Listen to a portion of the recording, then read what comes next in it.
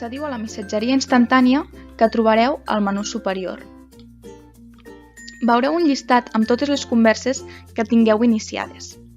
Per començar una nova conversa, cliqueu al botó Nova conversa. Del llistat, seleccioneu la persona amb qui vulgueu parlar.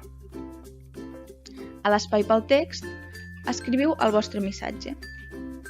Podeu enviar arxius o fotografies clicant Afegir adjunt i cercant-lo al vostre ordinador. Per enviar el missatge, premeu Enviar. Amb el botó Agenda, podeu cercar les persones amb qui teniu permisos per iniciar converses o crear grups. Podeu marcar si és una conversa de grup o no, posar-li un nom en cas que ho sigui i seleccionar les persones que voleu que hi participin.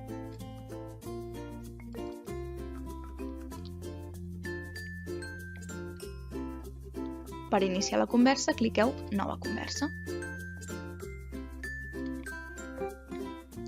Mitjançant el botó Accions, podeu iniciar una nova conversa també des d'aquí, crear un nou grup, veure les converses que tingueu arxivades i veure l'històric de la missatgeria, on podreu recuperar els missatges que havíeu enviat a través de l'antiga missatgeria.